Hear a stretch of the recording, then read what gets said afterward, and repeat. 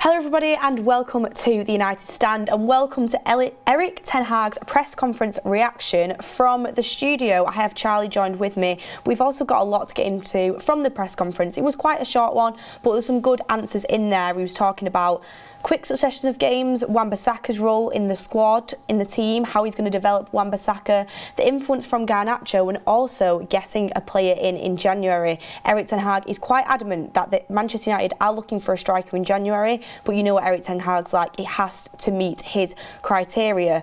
But as we said, Erik ten Hag did firstly get involved, saying that there is a quick succession of games, mentioning that he hasn't even had time to draw up a game plan for Wolves yet. I'm sure he has. I'm sure he'll be doing that later on today, but I'm sure he just didn't really want to get into it with the journalists there and kind of give away anything from the Wolves game. But we know Erik ten Hag, like, he's very prepared. I feel like he will be onto that quite quickly, but there is a big succession of games, but like he said, we need to win them, and a player that's kind of come in to help since Dalot has been injured. We really were at a bad spot with the right back situation. We thought it was Dalot or nothing, but Wan-Bissaka's actually come in and played quite well the last two games, and he started off talking about Wan-Bissaka and about his role in the team, and he said the reason he wasn't involved is because he was always injured or he was always ill in the first half of the season. He said he took the break really well, he's been training well, he got some game time in Spain, and then he's had some preparation, so now he can restart and start playing games, and he's doing very well, and Erik ten Hag is happy with his performance, and we need competition for our squad. So in that, I feel like he's saying Wan-Bissaka's doing well, it's good to have Dalot some competition, but at the same time he needs more competition. I think Wan-Bissaka, for him, he's happy for him to fill in, he's happy for him to do that job, he's happy with the way it's going, but realistically when he says you need competition, I'll come to you on this, Charlie, do you think he wants maybe a player that's more suited to his standards when it comes to right back, someone who maybe better on the ball and can compete with Dalot at that higher level? Well, you look at, it's almost night and day in terms of how we used to compare Aaron Wan-Bissaka and Dalot. Was very much, Aaron Wan-Bissaka was 10 times the defender that Dalot was, and then the opposite, Dalot was 10 times the attacker that Aaron Wan-Bissaka was. But now Dalot has come on leaps and bounds in kind of every aspect, and Aaron Wan-Bissaka hasn't had the opportunity to show, whether that is through poor performances, illness, injury, like Erik ten Hag has said, he hasn't had the chance to kind of prove any development yet. We have seen 2 games from him so far, and he has played all right, better than what we previously saw from him, but I think, yeah, it's almost maybe too far gone. I think Erik ten Hag would have seen enough from him in training that, you know, he isn't keen on working with him long term, because, you know, you've got to remember he's not his signing, so he's going to want to probably bring in another right back who is an understudy to Dalot. And I'm going to say Wan-Bissaka probably doesn't want to be on the bench, right? He's probably not that, doesn't want to be, especially when you're a £50 million signing, he's going to want to play football. So, yeah, if anything, though, the games that he is playing very well in, it's up in the price tag for us. Yeah, exactly, and that's the most important thing. And I think with Wan-Bissaka, my opinion on this, and Erik ten Hag's probably been happy with this as well, we don't know what's gone on behind the scenes, but he wasn't being picked, he was injured, he was ill, as Erik ten Hag stated, and they were reasons why he wasn't being picked, Erik ten Hag says, but realistically, in pre-season he wasn't injured or ill, and he wasn't getting picked then really either, so we know he's not Erik ten Hag's type of player, but Erik ten Hag is obviously saying in the media that he's happy with him, and that's a good thing. You don't want to slate your players to the press, you want to be able to sell his players, and to be fair, Wan-Bissaka has done well the last 2 games, a lot better than what I was expecting, and you've also got to give him credit for the fact you really heard no noise surrounding Wan-Bissaka when he wasn't playing games, and he's just come back in after not playing for so long, and he's played a large quantity of games, a large quantity of minutes in them games, and he's done very, very well. And to come back from the World Cup, a lot of people are sharp, high on the fitness game. For Wan-Bissaka to slot back in and do as well as he has done, I think that is credit to him, to be honest. And then Erik ten Hag goes on to say, but how do you the journalist goes on to say, but how do you develop his game? And Erik ten Hag says, by training, by coaching, and he has to play games in the team, and then you can develop and you can grow. So Erik ten Hag's given him this opportunity. He's kind of been dealt a hand where he has to, because Dalot's injured, and Williams is not good enough. We saw Malacia at right back against Fulham, and that it's not sustainable to be playing him out of position game by game. But do you think Erik ten Hag, can you already see the influence he's had on Wan-Bissaka? Because even though he's going to sell him, and I think he will, I do think you can definitely see a difference in Wan-Bissaka's game, maybe from just the coaching that Erik ten Hag has been employing during that kind of off-season that the players that didn't go to the World Cup had. I mean, no doubt the break that the players had during the World Cup kind of season, obviously Wan-Bissaka didn't go, so no doubt that break did well for them in terms of clear your head, and there's no games until obviously we played the friendlies. And even when when you're playing a friendly, it's more just getting the cobwebs, dusting the cobwebs off, and just kind of getting back to playing football. And I come back to I think the overarching thing is that Aaron Wan-Bissaka has probably not shown enough to Erik ten Hag in training, and I honestly think even if Dalot probably wasn't performing as good as he was, Aaron Wan-Bissaka still probably wouldn't be playing.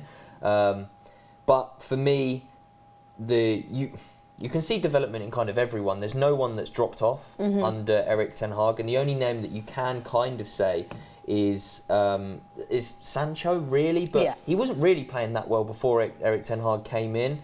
And we were actually discussing with Ricky earlier, and Ricky was saying he doesn't actually think that Sancho was as bad as what people were kind of making out. Obviously, we don't know the current situation. He's off on his own individual kind of training camp and everything at the minute, but not one player has kind of dropped off a cliff. Everyone has either had a big, increase in performances like Rashford, etc.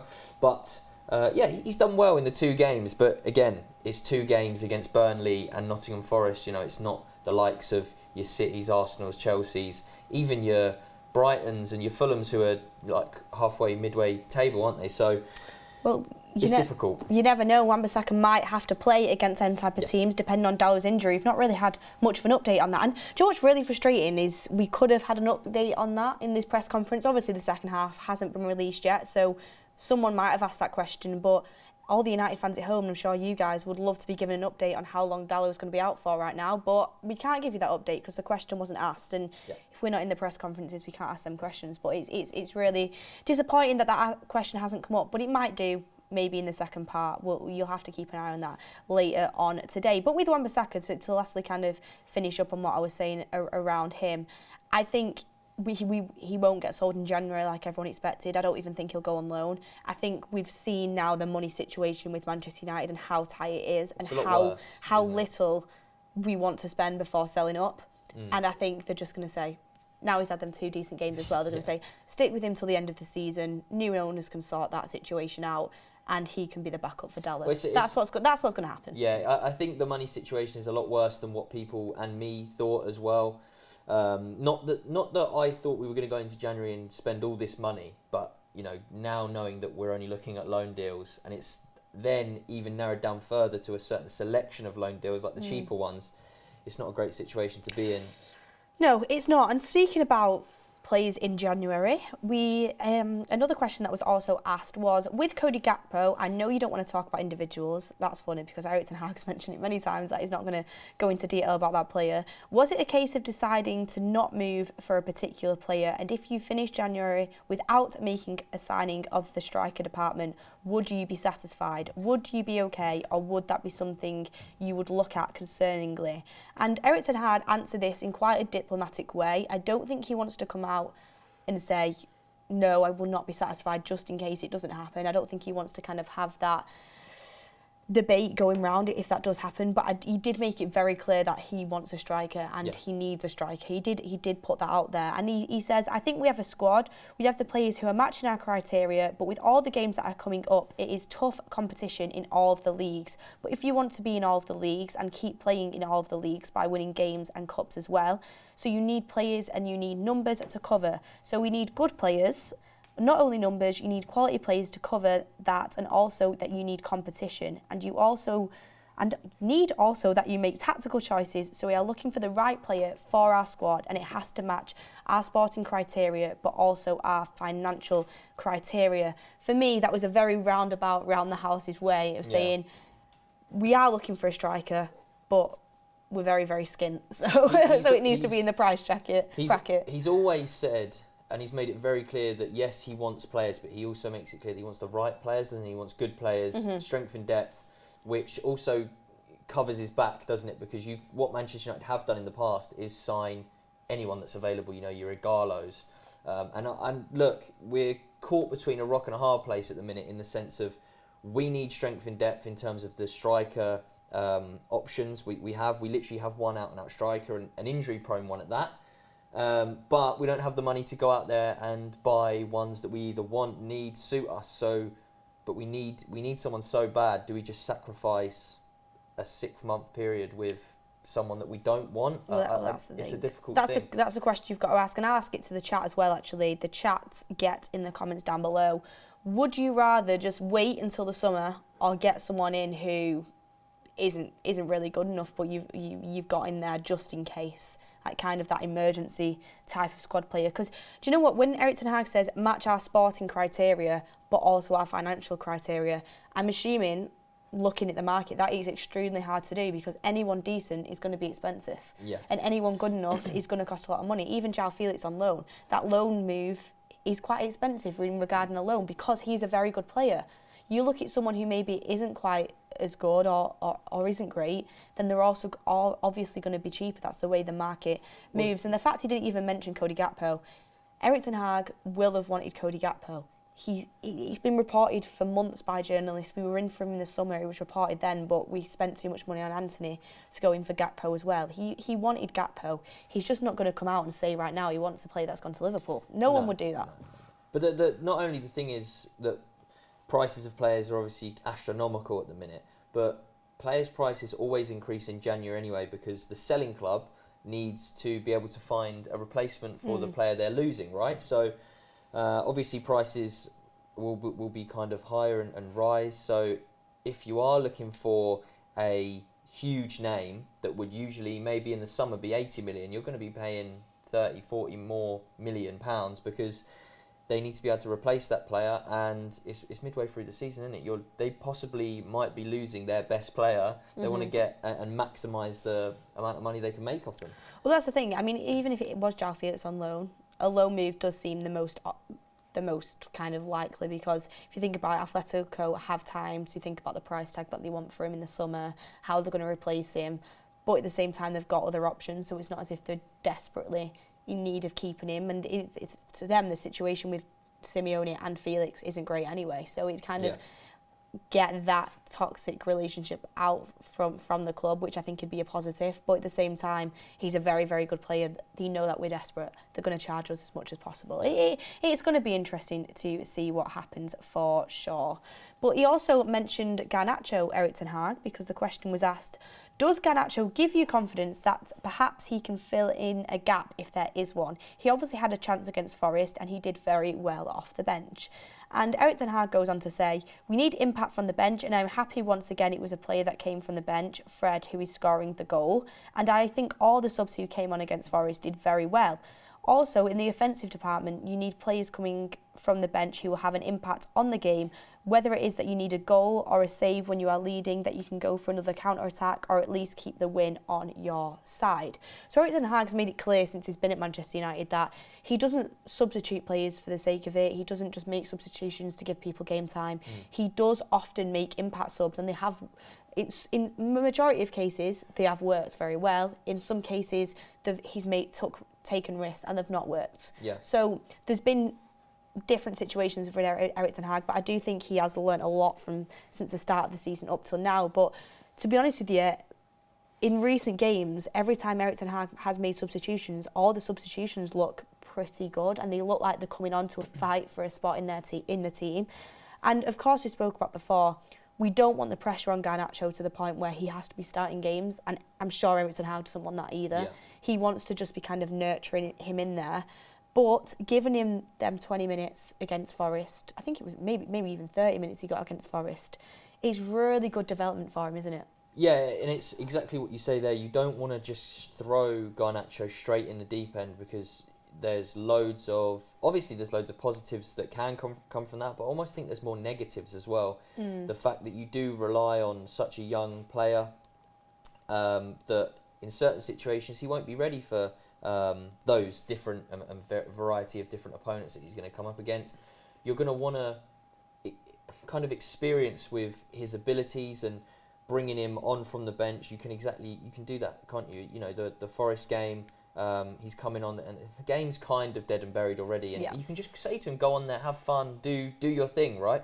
If he's starting week in, week out in these big games that we've got coming up, because no one else is performing to that level, and we're relying on, how old is he? 18, 19? 18. You know, we're relying on however young he is, and going, oh yeah, we really need something from you today. That's a lot of pressure on a young kid's shoulders who has just kind of broke through fully under Ten Hag. So, yeah, it's important that he does take him under his wing and almost nurture him, because, again, there was things brought up with his attitude and stuff on the pre-season tour. I think Bruno mentioned, wasn't there? So I'm sure there's things that they want to work on him with. So, yeah, but what the main thing is for me is it's exciting that we have such a good player, isn't it? Yeah, it's good to have a very young attacking player from the youth setup coming through. It really, really is. I mean, any young youth player from he's always good to come through, but when it's got kind of that flary winger like he is, it's really, really great to see. And like you said, against Fulham, he trusted him enough to come on and score a goal, and he did it for him. He delivered. So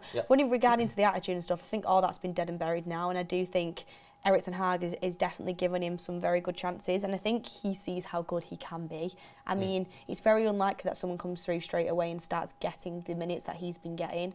They really kind of like him, and as well, if he seems to be in front of Elanga for sure now. He seems to be getting the minutes that Elanga was getting. Elanga obviously came on later on than Garnacho, which is right, because you can see with Garnacho's talent that he's further ahead than Elanga, and he's got more capabilities. So it's only right that I think he gets the opportunities ahead of him in that sense. I mean, they both have different kind of strings to the bow, but with Garnacho, because of how talented he is at such a young age, it's great to kind of give him that experience and see what he can do. But at the same time, Anthony didn't have the best game against Forest. I still personally would be starting Anthony. I think he needs a run of games. I think he needs some minutes. I think he needs to kind of get his confidence up, and to do that, you've got to play games. You've got to play through it sometimes. But if he is having a poor game and we need something different, it's good to know that Garnacho's there waiting to come on. Yeah, the only thing I'd say on that is obviously, and what we've seen when Garnacho comes on the pitch, if he's not replacing Rashford, it then moves Rashford, whether that's through the middle or out to the right, which we've seen. Rashford isn't up to his best when he's in those two positions, which is a little bit disappointing, and to kind of say the least, isn't it? But if Rashford can find some form in either of those two positions, then you have more confidence, obviously, with Garnacho coming on as well, that Rashford can do a job on that side. But yeah, it's just exciting to have a young player coming through that's just raw and, you know, unpredictable. And I reckon most fullbacks, when he's coming on, they're thinking, oh, like, give me a break. You know, you've got this especially young, nippy little kid coming on and running past me. Like, it must be annoying. After you've been playing all game as well, and he's against Rashford or something. I know. Another quick guy, and then you think, oh, I'm going to get a break. Rashford's going off. Oh, no, he's not. He's going centre forward, and Garnacho's coming, and you must think, bloody hell. Well, that's the thing, isn't it? And as well, obviously, it gives that competition to the forward players that the position isn't safe in the team if they start to drop off, because there's someone talented enough there to take your spot. So underrated. What I think is when someone is not necessarily just have one bad game, but, you know, when they have a bad run of form, like we saw Luke Shaw have, that you have someone capable of coming in and challenging for those spots, and shows that you can't get too comfortable, because if you do get too comfortable, we've seen it. Your performances drop. You know you're going to be one of the first names on the team sheet every week, so you don't think you have to perform. You know, everyone at Manchester United, whether you're the first name on the team sheet, whether you're on the bench, whether you're fighting for a starting 11 spot, you've got to be working your nuts off to get involved, get amongst it, because not every shirt is safe, and each week Ten Hag undoubtedly will be saying, you know, go out there, give me a headache, especially with Garnacho. He's probably saying to him, you know, we're 2-0 up, go on there, express yourself and show me why you should be starting. You know, those words of encouragement are huge. Yeah, exactly. We've got a super chat in here from, let me see if I can get it up, 1 second. It's got a super chat from Hey011. interesting username. The news of United will sign Napoli's Kim Min-jae next summer has been increased recently. How likely will it happen? Would you guys like to have Kim at United? Well, that's another thing. There's so many positions that we need to kind of look at. I mean, Rangnick was right when he said we need at least 10 new players. Genuinely being serious. We've obviously got players that Erik ten Hag's improved, but we've got areas that we need to improve as well. Centre-back position is one of them. You saw that with Luke Shaw having to fill in, Casemiro having to fill in, and the fact that Maguire and Lindelof just aren't good enough. And Kim Min-jae, for me personally, I'd love him. You'd love him, wouldn't you? Yeah, I know he's a great player, young player. I think obviously his World Cup time was pretty good, I'd say. But Napoli are having an outstanding season so far. Would be a great addition. But again, it's you've got to shift before you bring in that position. Yes, and Catherine Sherry said, no doubt Garnacho is a talent, but he's a kid and we need depth and strong backups in multiple positions. I mean, if you're good enough, you're old enough, but we definitely need some depth. And a lot of people are asking for a Sancho update. Again, I thought we would be getting one out of this press conference. It might be in the second half, which comes out later on today. But in that press conference, I've looked and looked and looked. Just sorry if we missed it. There has been no Sancho update, so nobody asked about him. Probably since the journalist got brutally shut down last time they asked about him. And Erik ten Hag just one-word answers, no. So Erik ten Hag, he's going to be the same. I assume he's going to be the same answer later on when he does get asked it.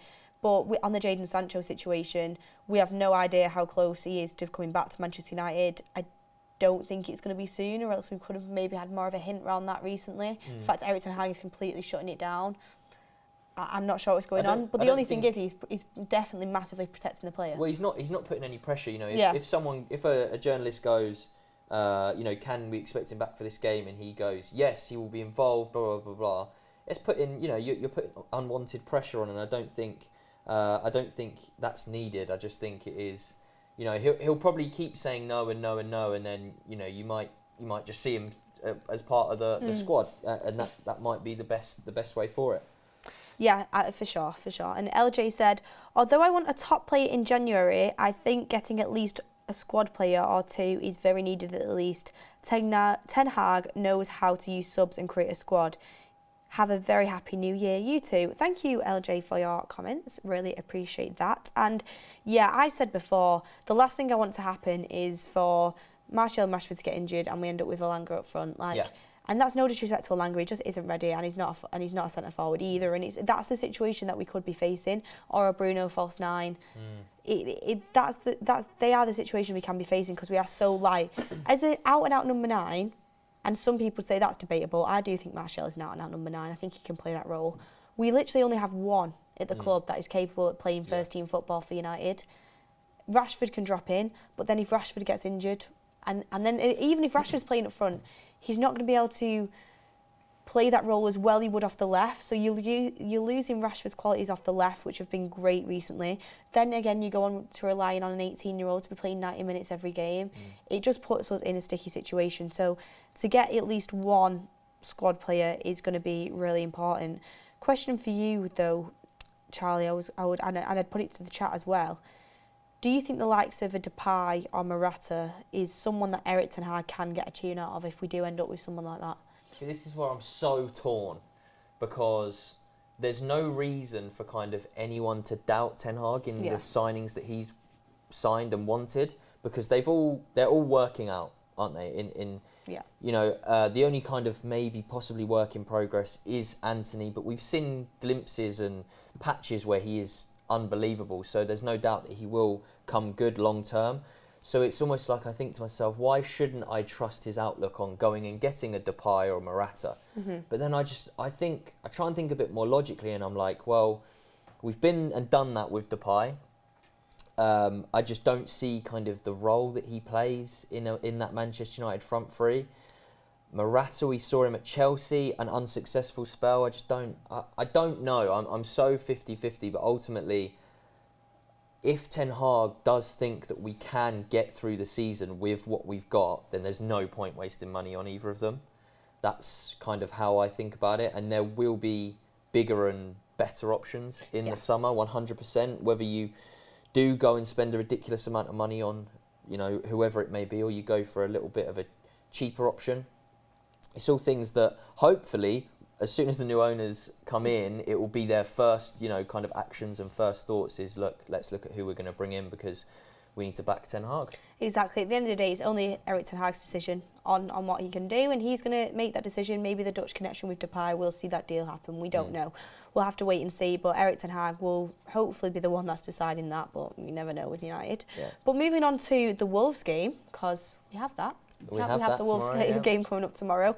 Early kick-off. 12:30s aren't always our best friend, let's be honest. They do kind of... I don't think we have the best track record with 12:30s. And neither also, Wolves either. Neither at the Molineux. It's a bad combination. But despite that, and despite the fact a Wolves game, Man United Wolves game at the Molineux is always low scoring, it's always extremely boring. I'm not going to lie to you guys. You'll know. You've seen it.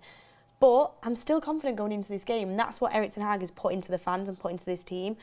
Even in the Forest game, I went into that game thinking, more confident that we're going to win today. Of course, United should be confident going into a game against Forest, but last season, literally anything could happen at any given moment. Yeah. Whereas you get to the Forest games, for example, the Bournemouth game next week, I feel like that's going to be a comfortable home win. And then at Wolves, you have that air about you because of what's happened there in the past. Yeah. And they've got the new manager, obviously, ex-Sevilla manager coming in there as well, and it's his first home game. Typical Man United that we get that. It's always the case. We had it with Unai Emery at Villa as well. Happens every time.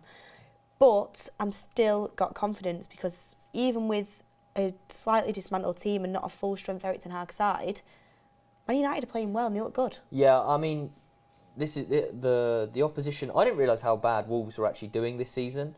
And when we did our little predictions video, in terms of how many points might Manchester United have after the restart, I think I had us to draw against Wolves. I'm not too sure, but I didn't realise how bad they were actually doing. Obviously, as you mentioned, the new manager coming in, it's classic new manager bounce. Everyone's going to be playing out their skin because they want to start.